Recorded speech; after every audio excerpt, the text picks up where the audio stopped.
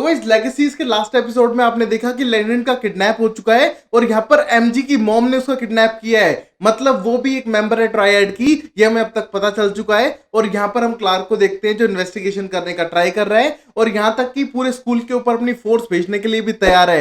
ये सब देखा हमने लास्ट एपिसोड में और शुरू करते हैं इस एपिसोड को। नमस्कार दोस्तों, आप देख रहे हैं रहस्य के पार और आज इस वीडियो में एक्सप्लेन करने जा रहे हैं लेगेसीज का सीजन 1 का एपिसोड नंबर 15। तो चलिए शुरू करते हैं। शुरू करने से पहले वीडियो को जरूर लाइक करो, चैनल को सब्सक्राइब करो और अब शुरू करते हैं स्टोरी को।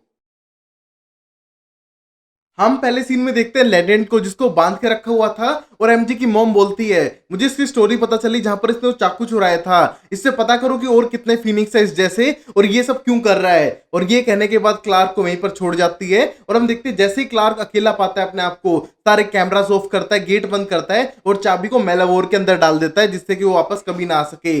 और वही हम देखते हैं वो सीधा जाता है लैंडन के पास में और जाने के बाद उससे बोलता है कि ये मुझे पता करना है कि वो तीसरा ऑब्जेक्ट कौन सा है और उसके सामने फोटोज रख देता है और हम देखते हैं साफ मना करता है लैंडन हेल्प करने के लिए क्योंकि उन्हें से किडनैप किया है और साफ कर देता है क्लार्क उस मोमेंट पे कि वो ट्रायड के लिए काम नहीं कर रहा है बल्कि वो अपने लिए चाहता है वापस से जिंदा करना मेलावोर को। और ये कहने के बाद साफ मना कर देता है लैंडन की वो हेल्प नहीं करने वाला है। और तभी क्लार्क साफ करता है कि ट्रायड चाहती है ये चीजें छुपी रहें बट थिंग इज मैं चाहता हूं क्योंकि ये स्टोरी है जिसमें तुम हेल्प करना चाहोगे। और हम देखते हैं साफ मना करता है लैंडन की वो कोई हेल्प नहीं करेगा।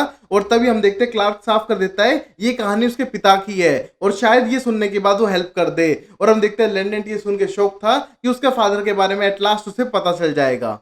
अब वही हम देखते हैं क्लार्क उसे एक स्टोरी बताने का ट्राई कर रहा था बट हम देखते हैं उस पर यकीन नहीं हो रहा है और तभी वो फोटो दिखाता है जिसमें लैंडन बच्चा था और शेला के साथ में था। हम देखते हैं ये फोटो देखने के बाद लैंडन को याद आती है इस फोटो की और बोलता है ये तुम्हारे पास कैसे आई है।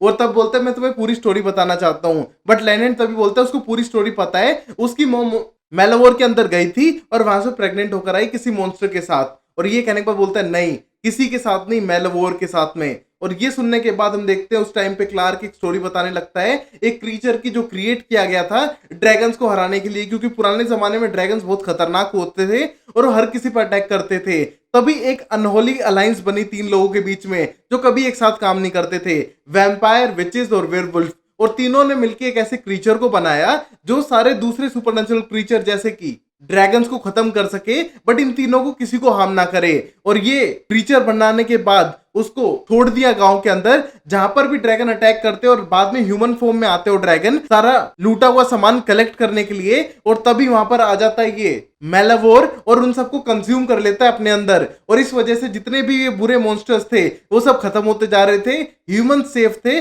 और ये विचेस, वैम्पायर्स और वेयरवुल्फ्स पर अटैक बिल्कुल भी नहीं कर रहे थे, जिससे कि सब लोग सेफ और अच्छा महसूस भी कर रहे थे। और तभी ये सारी सुनने के बाद स्टोरी लैंडन को लगता है कि उनमें से एक मॉन्स्टर को मेलावोर ने खाया है जो उसका फादर है। बट तभी क्लार्क साफ कर देता है कि मेलावोर ही उसका फादर है। और ये सुनने के बाद थोड़ा टेंस होने लगता है क्योंकि वो इस चीज के बारे में बिल्कुल कंफ्यूज था। और तभी हम देखते हैं क्लार्क उसे और एक्सप्लेन करने लगता है कि क्रीचर ने लगभग सबको मारना शुरू कर दिया था और इस वजह से वो इंसानों के बीच में भगवान जैसा बन गया था। बट विचेस, वैम्पायर्स और वेयरवुल्फ ने उसको खत्म करने का ट्राई किया क्योंकि वो कुछ ज्यादा ही एडवांस हो गया था। बट हम देखते हैं वो अपने क्रिएटर्स को भी मारने पे तुल चुका था और वहां पर इंसानों ने उसका साथ दिया और इंसानों ने उसकी पूरी हिस्ट्री मिटा दी जिससे उसके बारे में किसी को पता ना चले। और बाद में उसने अपने जैसे बनाने का ट्राई किया बट वो कभी भी सक्सेसफुल नहीं हो पाया। वो अपनी खुद की ऐसी स्पीशीज बनाना चाहता था जो उसकी लिनिएज फैमिली को रखे और उस जैसी पावरफुल हो और कभी ना मरे। बट ऐसा अब तक वो कर नहीं पाया था और इस वजह से वो अपने जैसे बहुत सारे क्रिएट करने का ट्राई कर रहा था। और हम देखते हैं लैंडन को इस बात पे कम ही यकीन हो रहा है और क्लार्क उसे एक्सप्लेन करने की कोशिश कर रहा है कि उसका लास्ट ट्रायल कोई और नहीं बल्कि वो खुद लैंडन है। और तभी हम देखते हैं लैंडन को इन बातों पे थोड़ा कम ही यकीन था और क्लार्क साफ कर देता है कि उसने इतने सालों में अलग अलग क्रीचर बनाने का ट्राई किया जो कुछ कुछ इंसानों जैसे दिखते हो बट सारे फेल हुए, कोई भी ढंग का नहीं था। उसने ट्राई किया और ये कहने के बाद लैंडन पूछ लगता तुम्हें कैसे पता। और तभी वो बोलता है कि उनमें से वो भी एक है और हमारा जो फादर है, मतलब वो कह रहा है कि उसका बड़ा भाई है और लैंडन को अपना छोटा भाई बताता है और बोलता है कि हमारा फादर बहुत ही अमेजिंग क्रिएटर है और अमेजिंग आर्टिस्ट है जिसने हम जैसों को बनाया है। और ये सुनने के बाद लैंडन और कंफ्यूज हो गया था और बोलते हैं ये मेरा भाई कैसे हो सकता है। और हम देखते हैं और कंफ्यूजन और डाउट में आ चुका था लैंडन इस टाइम पर। और अब हम देखते हैं बहुत सारे डाउट थे लैंडन के कि ऐसा कैसे हो सकता है, क्यों ऐसा बन चुका है जब पहले वो रियल फॉर्म में था। और तभी वो साफ कर देता है कि जब उसने लगभग सारे क्रीचर्स को खा लिया था, वो वीक पड़ने लगा क्योंकि अब वो किसी और को खा नहीं सकता है उस मोमेंट पे। और वहां पर उसने मुझे भी कभी अपना नहीं समझा क्योंकि मैं इंसानों जैसा रहना चाहता था, ना कि एक मिट्टी का। और ऊपर से इस वजह से मुझे बिट्रे करता था और हर किसी को, जितने भी उसके बच्चे उसने बनाए थे, उन सबको ऐसे ही फेंक दिया था उसने, क्योंकि वो उनमें से किसी को पसंद नहीं करता था, क्योंकि कोई से भी परफेक्ट नहीं थे। इसलिए मैंने अपने फादर को बिट्रे किया इंसानों के साथ मिलके, और उन्हें विचेस के साथ मिलकर इसको वापस उसी फॉर्म में डाल दिया जिससे ये हुआ था। तो जो तुम देख रहे हैं यहाँ पर, ये मेलावोर जो पिट है, वो हमारे फादर की अस्थियां हैं, और इसके अंदर वो हर किसी को खींच लेता है और गायब कर देता है और हर डार्कनेस को खा लेता है। और ये सब सुन के अब लैंडन थोड़ा डर भी रहा था और समझ रहा था कि उसकी ओरिजिनेटेड स्टोरी कहां से है। अब वही हम देखते हैं लैंडन के डाउट्स थे, जैसे कि वो 3 ऑब्जेक्ट क्यों चाहिए, और क्लार्क साफ कर देता है इसलिए क्योंकि उसको लॉक करने के लिए विचेस ने 3 अलग अलग ऑब्जेक्ट्स बनाए थे। बट तभी लैंडन साफ करता है कि कोई भी चीज इमोर्टल हो ही नहीं सकती है, एक लूप होल तो होता ही है। और ये कहने के बाद क्लार्क साफ कर देता है उसे इसका नहीं पता, बट तुम्हें हेल्प करनी पड़ेगी। तुम महसूस कर सकते हो इन 4 ऑब्जेक्ट्स में से कौन सा है जो तुम्हें वाइब दे रहा है, या फिर तुम्हें उससे आवाजें सी आ रही हैं जिसको हमको ढूंढना है, और हमें अपने फादर को जिंदा करना होगा क्योंकि वो अब मुझ पर बिलीव नहीं करता है और मुझे उसका ट्रस्ट वापस चाहिए। और हम देखते हैं लैंडन अब खुद कंफ्यूज था कि उसे हेल्प करनी चाहिए भी क्या नहीं। और अब फिर लैंडन पूछने लगता है तूने अपने फादर को बिट्रे कर चुका है तो तू अब वापस उसका साथ क्यों देना चाहता है। और तभी साफ कर देता है कि उसने बहुत बड़ी गलती की है। और क्लार्क बताने लगता है कि जैसे ही ट्रायड इंडस्ट्री स्टार्ट हुई थी, स्टार्टिंग में तो सुपरनेचुरल चीजों को खत्म करने पे लगी हुई थी, जितने भी दूसरे मॉन्स्टर्स थे, बट धीरे धीरे इनकी पावर बढ़ी और इन्हें लोगों को डालना स्टार्ट कर दिया। उनकी मेमोरी रेज हो जाती थी, जो भी दुश्मन दिखेगा उसको डाल देते थे इसके अंदर, जिससे उसका कहानी खत्म हो जाए। और उन्हें पूरा प्लानिंग के साथ करने लगे। और मुझे रिग्रेट हुआ कि मैंने फादर का साथ क्यों छोड़ा, और मैं इसके अंदर खुद ही चला गया। और वहां पर वो मुझसे बात नहीं कर रहे थे, मुझे वहां पर सालों तक अंधेरे में रखा, ना मुझसे बात करी, वो मुझसे गुस्सा थे। और वैसे ही कुछ टाइम बाद उनने मुझे वहां से निकाल दिया खुद ही, पता नहीं क्यों। बट बाद में मुझे पता चला कि एक औरत भी निकली है वहां से जो प्रेग्नेंट थी उस टाइम पे, और मैं समझ गया था कि मुझे तुम्हें ढूंढना है, और इसी वजह से मुझे अपने अंदर से वापस बाहर निकाल दिया है। और मैंने ढूंढने का खूब ट्राई किया, बट तब तक नहीं मिले। बट जब से चाकू की न्यूज आई थी, मुझे पता था कि तुम ही हो जो उस चाकू को ढूंढ सकते हो और वहां पर उसको पा सकते हो। और ये कहने के बाद बोलता है हमारा मकसद ही है वापस जिंदा करना अपने फादर को, और हमने जो गलती किया है उन्हें भुला देना। और हम देखते हैं अभी भी लैंडन को बहुत सारे डाउट्स थे कि वो हेल्प क्यों करे। मानता हूँ फादर है, बट उसे जानता थोड़ी ना है। अब फिर हम देखते हैं सेल्वाटोर स्कूल के अंदर, जहां पर हम देखते हैं होप को इंप्रेस करने का अभी भी ट्राई कर रहा था रोमन, बट उसे इग्नोर करके जाने लगती है वहां से होप। और वहीं पर हम देखते हैं बहुत ज्यादा शर्मिंदा और गुस्से में दिखाई दे रहा है राफेल, और वहां पर वो टाइम खो रहा है। मतलब वो एक जगह से दूसरी जगह जा रहा है, उसे पता ही नहीं चल रहा है टाइम कैसे जाने लग रहा है, और बहुत ज्यादा कंफ्यूज और गुस्से में दिखाई दे रहा है क्योंकि जो उसने एमजी के साथ किया उससे वो बहुत ज्यादा निराश है।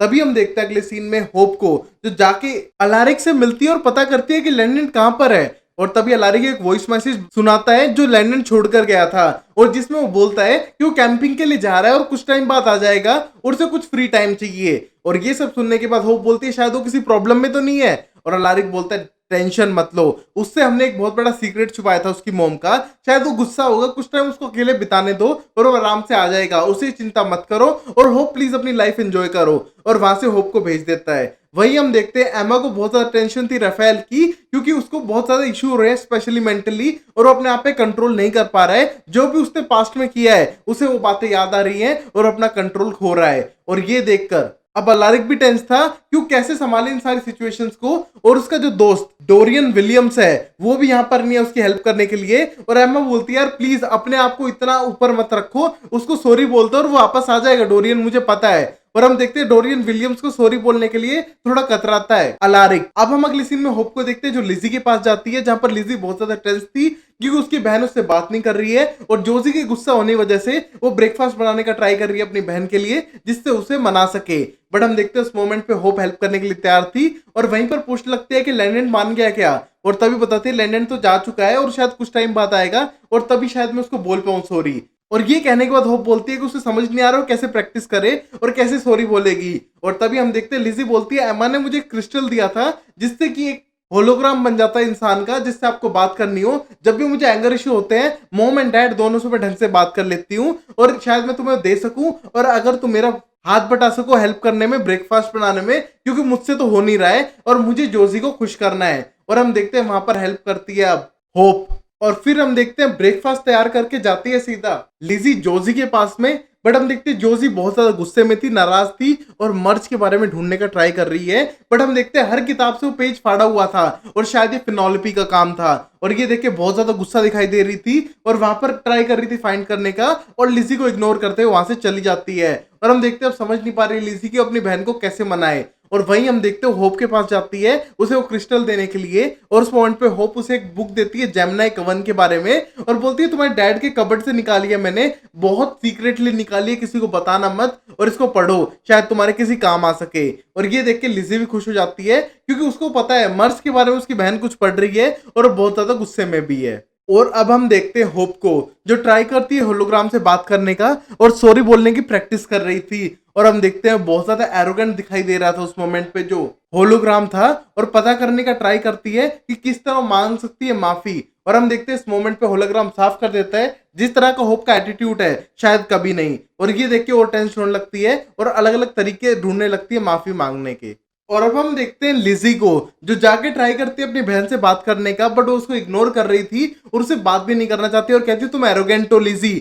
और हम देखते हैं लिज़ी उसे बुक थमा देती है जेमिनी कवन वाली, उसको पढ़ने के लिए दे देती है और वहां से चली जाती है गुस्से में, जहां पर उसे वापस होप मिलती है। हम देखते हैं होप उसको शांत कराने का ट्राई करती है और उस मोमेंट पे हम देखते हैं लिज़ी को लगता है उसकी बहन शायद उसे पीछे छुड़वाना चाह रही है, इस वजह से मर्ज की कोई रिचुअल देखेगी जिससे कि उससे कभी ना मिल पाए। और ये सोचते हुए बहुत ज्यादा टेंस्ड हो रही थी। और हम देखते हैं बाद में अपनी बहन से मिलती है और मिलने के बाद उसको सारा ब्लेम करती है। बट हम देखते हैं उनके बीच में एक मैजिकल फाइट होती है जिसमें बहुत ज्यादा गुस्से में लिज़ी को दूर फेंक के मारती है जोजी और गुस्से में वहां से चली जाती है। और हम देखते हैं यहाँ पता चलता है कि बहुत ज्यादा गुस्से में और फ्रस्ट्रेशन में दिखाई देने लग रही है जोजी, जो अपनी बहन से बात तक नहीं करना चाहती है। और अब हम देखते हैं स्कूल के अंदर एक मोमेंट पे जहां पर बहुत ज्यादा राफेल गुस्से में दिखाई दे रहा था, वो गलती से एक वैम्पायर से टकराता है और उन दोनों कम्युनिटी में लड़ाई छिड़ने वाली थी।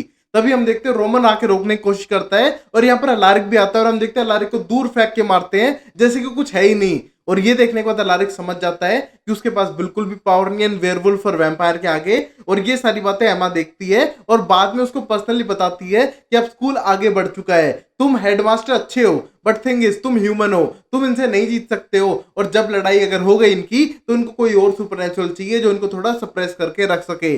और ये सब कहने के बाद बोलता है अलारिक क्यों समझता है इस सिचुएशन को, बट इसमें करा क्या जा सकता है। और एमा बोलती है कि वो कुछ करेगी, शायद अब अलारिक को रेस्ट कर लेना चाहिए अपनी लाइफ में और ये सब काम छोड़ देने चाहिए। और ये कहने के बाद वहां से चली जाती है और यहाँ पर अलारिक को बुरा लगता है सुनकर। और वही हम देखते हैं अगले सीन में जहां पर राफेल को समझाने के लिए आता है जेड कि तुझे ऐसा गुस्सा नहीं करना चाहिए, तुझे अपने आप पे कंट्रोल करना चाहिए, तू अल्फा है। पहले जब मैं अल्फा था मैं बहुत बेकार था, मैं सच बोलता हूँ, बट थिंग इज तुम अच्छे हो और अच्छा कर भी सकते हो तो थोड़ा कंट्रोल करो। और हम देखते हैं ये बात सुनने लगता है राफेल, बट हम देखते हैं उसकी पर्सनल सिचुएशन की वजह से वो ऐसा बिहेव कर रहा था। और अब हम देखते हैं अलारिक को पता चल चुका था कि उनकी दोनों बेटियों को मर्ज के बारे में पता है, तो उन्हें सच बता देता है। और ये देख के दोनों हैरान है कि उनमें से किसी एक को मरना होगा और ये रिचुअल परफॉर्म होके रहेगा। और वो बोलती है कि डैडी हम क्या कर्स्ड हैं। और ये कहने के बाद बोलता है अलारिक शायद हाँ बेटी, बट थिंग इज मैं हर सॉल्यूशन फाइंड करने का ट्राई करूंगा। और वहां पर वो दोनों इमोशनल हो जाती हैं कि उनमें से किसी एक को एक दूसरे को मारना होगा पावर लेने के लिए, और एट लास्ट को ये कि जेमिनी कवन का बचेगा। और ये सब सोचते हुए दोनों बहनें बहुत ज्यादा टेंस होने लगती है और यहाँ पर अलारिक बहुत ज्यादा बुरा फील कर रहा था। वहीं पर हम अगले सीन में होप को देखते हैं जहां पर वो अभी भी उस होलोग्राम से बातें करने लग रही है और पता चल जाता है होप को कि कोई तो गड़बड़ है। कभी भी लैंडन अकेला ऐसे जाएगा नहीं, पहली बात तो अगर जाएगा भी तो सामान लेके जाएगा ना कैंपिंग का, तो कुछ भी लेके नहीं गया है। और ऊपर से लास्ट में मैसेज के कहा है हाय कहना जेड से, जेड ने उसकी पिटाई करी थी जब लास्ट टाइम उसने हाय कहा था, तो मतलब कुछ तो गड़बड़ है। और ये सुनने के बाद वो ऑडियो को वापस सुनने के लिए जाती है होप और सबको सुनाना चाहती है और वहां पर रोमन को बुला लेती है हेल्प के लिए। अब फिर सारी ऑडियो सुनने के बाद समझ जाती है कि ट्रायड वालों ने किडनैप किया लेनेंट को और उसको वहां से जाना चाहिए। और हम देखते हैं रोमन जाने के लिए साथ कहता है और बोलता है वैसे मैं यहाँ से जाने वाला हूँ, बट साफ कर देते हैं कि साथ आने की जरूरत नहीं है। और वहां पर रोमन जाने वाला था और जाने से पहले बोलता है होप तुम कोई मिस्टेक नहीं हो, तुम सुपर नेचुरल हो, तुम खुश रहो उस चीज में, और लैंडन कितना लकी है कि तुम उसकी पार्टनर हो। और ये कहने के बाद हम देखते हैं वहां से किस करके चली जाती है उसे होप। और हम देखते हैं होप खुश थी उसे एज अ फ्रेंड मान के, ना कि एज अ बॉयफ्रेंड। और हम देखते हैं रोमन को कोई इशू नहीं है और वहां से वो चला जाता है। अब फिर हम अगले सीन में लैंडन को देखते हैं जिसके साथ उसका बड़ा भाई क्लार्क है और वो उससे पूछने लग रहा है कि कौन सा ऑब्जेक्ट है तुझे बताना होगा। और लैंडन बोलता है तू एक मॉन्स्टर को जिंदा करवाना चाहता है मेरे हाथों जो दुनिया खत्म कर देगा। बट क्लार्क साफ करता है ऐसा कुछ नहीं है, पहली बात तो हमारा फादर है, पहले कौन सी दुनिया डिस्ट्रॉय हुई थी, वो सालों से जिंदा है। और रही बात इस ट्रायड की, ये शायद हमें हार्म कर सके क्योंकि जो हमारा फादर है ना विचेस को ना वैम्पायर्स को ना वेयरवुल्फ को हार्म करेगा, ये तो पक्का श्योर है। तो इस वजह से हमको टेंशन लेने की बिल्कुल भी जरूरत नहीं है क्योंकि तुम्हारे दोस्त सेफ है। बट ट्रायड ऐसा कुछ आता है जिससे कि ये उन सबको भी खत्म कर दे और सुपर ही खत्म हो जाए। ये सारा ट्रायड का प्लान है जिससे तुम्हारी फैमिली दोस्त सब कुछ खत्म हो सकते हैं और इस वजह से हमें फादर को हेल्प करनी चाहिए और हम इस दुनिया को बचा रहे हैं। और ये कहने के बाद एग्री करवा देता है और वहां पर हम देखते हैं लैंडन एक ऑब्जेक्ट पे हाथ रखता है और बोलता है ये वाला ऑब्जेक्ट है। और ये देख के क्लार्क बहुत ज्यादा खुश हो जाता है और वहां से वो दोनों भाग जाते हैं। और हम देखते हैं अब एमजी की मॉम वहां पर आ चुकी है और पता करती है कि वो दोनों भाग चुके हैं और प्रूफ मिल जाता है कि क्लार्क पहले भी यहाँ पर काम करता था और लंबे टाइम से कुछ गड़बड़ कर रहा है। और तभी हम देखते हैं उस ऑब्जेक्ट का पता चल जाता है और ये देखने के बाद एमजी की मॉम बोलती है मुझे पता है कहां पर जाना है, अभी हमें अटैक के लिए ऐसा करो, टीम्स रेडी करो। और मैं समझ सकती हूँ कि वो कहां पर जाने वाले हैं। और हम देखते हैं पूरी टीम रेडी करने लगते हैं किसी लोकेशन पे जाने के लिए जहां पर शायद उन्हें क्लार्क मिल सकता है और शायद वो ऑब्जेक्ट भी। और अब हम अगले सीन में देखते हैं कि अब अलारिक जा चुका था सीधा विलियम्स के पास में और उससे माफी मांग लेता है और हम देखते हैं विलियम उसे माफ भी कर देता है और वापस स्कूल में आने के लिए तैयार भी था। अब हम देखते हैं अगले सीन में होप को जो सीधा जाती है राफेल के पास में क्योंकि वो तैयार होने लग रही थी और बोलती है राफेल को साथ ना आने के लिए। राफेल आना चाहता है अपने भाई को बचाने के लिए बट राफेल को साफ मना कर देती है और बोलती है तुमने जो दवाई खाई थी ना उस वजह से तुमको ये सब हेलुसिनेशन हो रहा है, तुम्हें रेस्ट करना चाहिए, तुम अच्छे भाई हो। बट हम देखते हो बहुत ज्यादा गुस्सा दिखाई दे रहा था और बोलता है होप मुझे तुम्हारे पास भी नहीं होना चाहिए क्योंकि तुम मेरे भाई की गर्लफ्रेंड हो, मैं बीच में नहीं पड़ना चाहता हूँ। और ये कहने के बाद होप उसे एक रिक्वेस्ट करती है जब तक दवाइयों को असर नहीं होता उसे अपना गुस्से पे कंट्रोल करना है और चाहे तो वेयरवुल्फ बन के रह सकता है। और तभी उसे एक रिंग देती है जो रिवर्स काइनाइट थी, मतलब जब वो एक बार पहन लेगा तो वो एक वेयरवुल्फ में बदल जाएगा बट वापस वो ह्यूमन में टर्न नहीं हो सकता है, उसके लिए उस होप की मदद चाहिएगी। और ये कहने के बाद हम देखते हैं राफेल खुश हो जाता है क्योंकि अपने लेस कॉम्प्लिकेटेड वेयरवुल्फ माइंड से अपने आप को शांत रख पाएगा कुछ टाइम तक जब तक वो सही नहीं होना चाहता है। तब तक हम देखते हैं होप वहां से चली जाती है और बोलती है कि मैं ढूंढ के लाऊंगी तुम्हारे भाई को, दैट्स फॉर श्योर। और वहां से जाने लगती है और तभी हम देखते हैं ट्रायड वालों ने अटैक कर दिया था सेल्वाटोर स्कूल के ऊपर और एमजी की मॉम ने लोकेशन बताई थी ये स्कूल। और हम देखते हैं जैसे ही यहाँ पर आते हैं वो गेट तोड़ते हैं और उनकी गाड़ियां अंदर घुस जाती है और यहीं पर ये एपिसोड खत्म होता है। तो इस वीडियो को जरूर लाइक करो, चैनल को सब्सक्राइब करो जिससे मैं सीरीज को कंटिन्यू रख सकूं। तो please like share and subscribe, दोस्तों के साथ शेयर करो। Take care, bye bye, sayonara and Tata.